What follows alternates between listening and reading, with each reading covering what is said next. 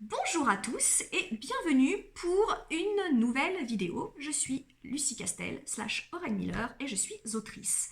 Et justement, aujourd'hui dans cette vidéo, j'aimerais qu'on aborde un sujet parce que c'est une question qu'on me pose assez souvent. Et cette question-là, je suis sûre que vous voulez te poser ou que vous la poserez à un moment ou à un autre, c'est à partir de quand se sent-on écrivain? Moi, j'insiste énormément sur le fait de, c'est pas à partir de quand est-on écrivain, mais à partir de quand, nous, on se dit, je suis écrivain.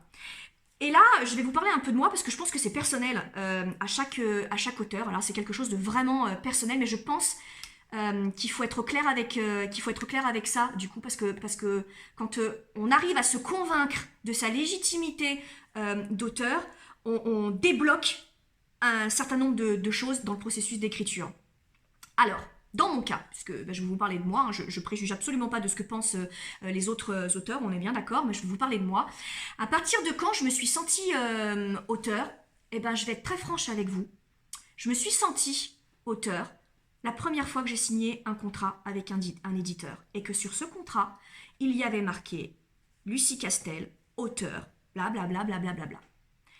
Et que je me suis affiliée à tout ce qu'il fallait, à tous les instituts et les organismes fiscaux et officiels et juridiques auxquels il fallait s'affilier, et où j'ai pu dire auteur, autrice, écrivain, écrivaine.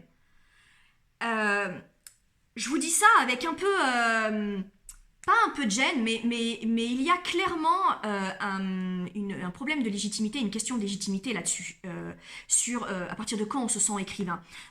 Moi, je suis pas née écrivain au moment où j'ai publié avec un éditeur. Clairement, j'ai commencé à écrire très très tôt. J'avais 12-13 ans, j'écrivais des fanfics, j'écrivais des histoires originales, je faisais rire mes copines avec ça. Aussi loin que je me souvienne, j'ai toujours écrit.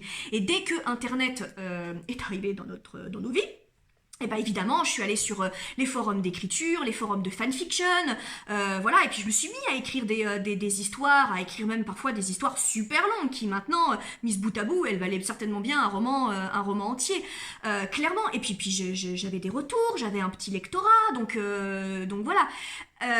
Mais, et je suis complètement transparente avec vous, et je suis pas en train de vous dire que j'ai raison quand je vous dis ça, mais moi, je ne me sentais pas un vrai auteur. Je disais que j'étais passionnée par l'écriture, que j'écrivais, mais si on m'avait dit qu'est-ce que tu fais dans la vie, alors j'aurais dit n'importe quoi d'autre, étudiante, conférencière, formatrice, caissière, parce que j'étais hôtesse de caisse pendant mes études. Voilà, j'aurais répondu tout ça, mais jamais je n'aurais répondu je suis autrice. Et ça, j'ai pu le dire sans avoir à subir et à ressentir ce syndrome de l'imposteur. J'ai pu le dire le jour où j'ai signé mon premier contrat avec une maison d'édition.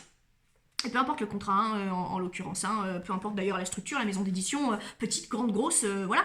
Du moment que c'était une maison d'édition déclarée comme telle, affiliée comme telle, juridiquement avec tout ce qu'il faut sur la maison d'édition, et que j'avais un contrat juridique qui me protégeait, qui me donnait des droits, et là, moi, je me suis sentie autrice. Et je sais que ce que je dis peut paraître un petit peu dur parce que du coup, on peut très bien se dire, mais alors, ça réduit l'expression littéraire à quoi finalement ça la réduit à un cadre juridique. Ouais. Moi j'ai envie de dire ouais. Clairement. Ce cadre juridique vous donne une légitimité de la part d'un milieu professionnel. Et qu'à partir du moment où un milieu professionnel dit « elle », c'est une banane, vous vous sentez banane, en fait. Peut-être que avant, vous aviez cette sensation, ce pressentiment de l'être, en fait. Mais vous n'arriviez peut-être pas à le verbaliser. Moi, en tout cas, j'arrivais pas à le verbaliser. Lorsqu'on me demandait « tu fais quoi dans la vie ?», jamais je répondais « je suis autrice ». Jamais. Je disais très vite, mais ma passion, moi, c'est l'écriture, voilà. Mais jamais je pouvais dire ça. Maintenant, ça me pose absolument aucun problème, et ça m'a posé aucun problème à partir du moment où j'ai signé ce contrat-là. Et donc, pourquoi est-ce que je vous dis que c'est si important d'aborder cette question-là? C'est parce que quand vous vous sentez auteur, autrice, vous n'avez pas de problème à dire ça, professionnellement, c'est inacceptable. Ça, je veux ça. Ça, je peux le faire. Ça, je ne peux pas le faire. Ça, c'est sous-payé.